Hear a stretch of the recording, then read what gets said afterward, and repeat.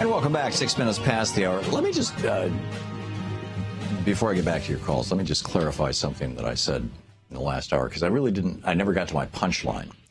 I was talking about the difference between 8 years ago when the handwriting on the wall became obvious and Hillary Clinton dropped out of the race, basically, and handed it to then Senator Obama, now President Obama.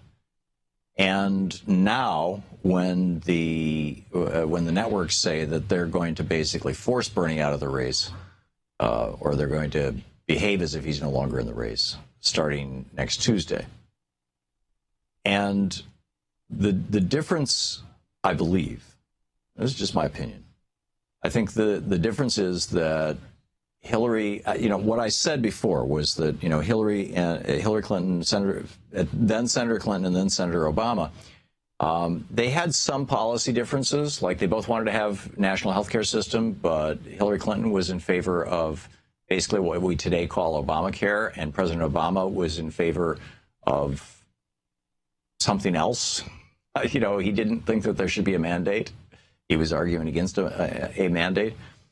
And he came around to her point of view on that once he became president. But the differences were quite small, actually, between the two of them. Bernie wants to make some fundamental changes in the Democratic Party. I think that I was going to say largely, I can't think of any that I don't agree with. But let's say largely, things that I think will actually invigorate the Democratic Party, bring new blood into the Democratic Party, strengthen the Democratic Party, make the Democratic Party more small d democratic, and make American governance more small d democratic, getting money out of politics, stuff like that.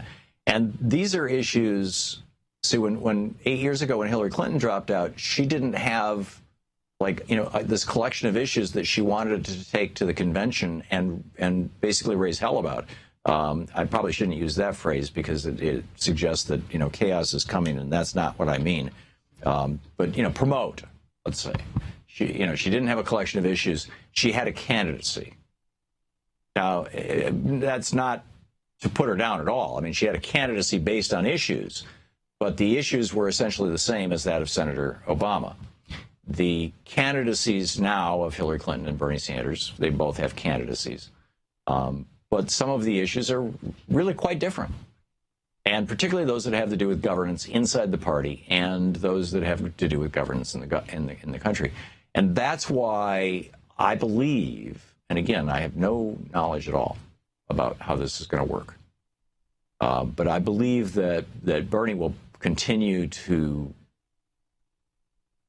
at least assert that he is campaigning right up to the convention in Philadelphia, that he's not going to go away. And, whether he continues to campaign in the context of, I'm helping Hillary, and by the way, here are the things I'd like to see happen, or whether he continues to campaign in the context of, I'm going to try and convince superdelegates and I'm going to beat Hillary, is something I don't have any clue about. I don't know. I think the latter is probably not going to earn him the respect and the help that he's going to need at the convention, but on the other hand, it will hold his base together. So it's got to be a tough one for the strategists in the Sanders camp. If we're not about just stroking Bernie's ego, if we're not about just having this guy go all the way to the end just to be able to say it, and frankly, I don't think it ever has been. Every politician has a certain amount of ego to get into the race, but those of you who've been watching or listening to this program for the 11 years that Bernie was on every single Friday, pretty religiously, I mean, he went so out of his way never to miss a show, know that, it took a lot of time and a lot of calls and a lot of you to basically talk Bernie into running for president, not to mention Tim Carpenter and Progressive Democrats of America starting their Run Bernie Run campaign, and the Progressive Change Campaign Committee after they started their Run Elizabeth Run campaign, and she flatly said no, kind of flipping to a Run Bernie Run, as I recall. So I think he's going to hold whatever he can hang on to all the way to the convention. There is no doubt in my mind, and again, this isn't based on inside information. This is just based on knowing Bernie and the level of integrity that he has, that he will, after the convention anyway, and probably at the convention, that he will be, endorsing Senator Clinton, Secretary Clinton, and working to make her president, assuming that she's the nominee. Now, that said, a half a dozen superdelegates just in the last couple of days have either flipped from Hillary to Bernie or were uncommitted and have come out in favor of Bernie. That said, it's a half a dozen versus hundreds. So, it's getting lean, but Bernie is still making noise. I mean, he's out there right now talking about how the DNC has lobbyists like Barney Frank, who's, I don't know, I'm not sure if he's a lobbyist. He's on the board of directors of a bank that's being investigated for a Ponzi scheme. So Barney Frank has essentially become a bankster and has taken money from banksters as most of his political career. Bernie was trying to get him off the platform committee, or the rules committee, I guess it was. And, DNC said, no, not going to do it. Sorry. And so, he's got some issues with the Democratic Party. I think that I think this is all going to work out just fine. And I think that, we all need to keep moving forward, keep working. There's an election coming up on Tuesday in 5 states? New Mexico, New Jersey, California, obviously. There's a couple of others. That election is going to tell us something, but whether it's going to change the outcome of all of this, I don't know. I'm skeptical. I would still love to see a debate between Bernie Sanders and Donald Trump.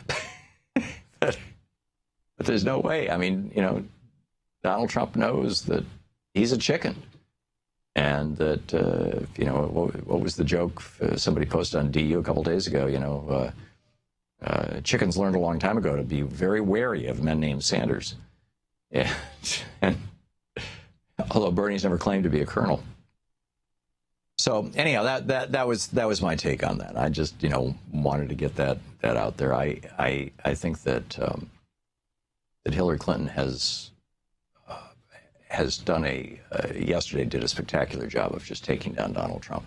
And let's make no mistake about it. If Donald Trump is the Republican nominee, front page story in today's New York Times, Donald Trump threatens the rule of law in the United States.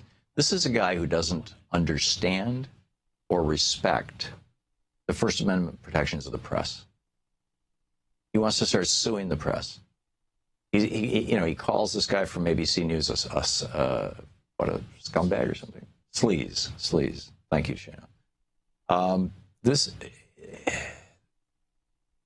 There's a reason why there's only one industry, one private industry, non-governmental industry, mentioned in the Constitution of the United States, and that's the press. There's a reason why they're there. Because they're, the job that the founders envisioned for them, Thomas Jefferson, who was mercilessly attacked by the newspapers throughout his career, said, if I had to choose between a country without newspapers or newspapers without a country, I would surely choose the latter. The belief that the press would hold those in power accountable. Now, we have lost much of that press. And some of the press that holds those in power accountable, like Gawker, is even under attack from billionaires, which is a fascinating phenomenon.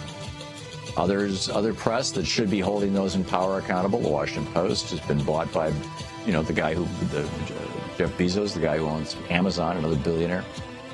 So, where this is going, who knows? This is the Thom Hartmann Program. Anyhow, all that said, and my having, hopefully just, done my piece here, we'll get back to your calls. Anything goes Friday.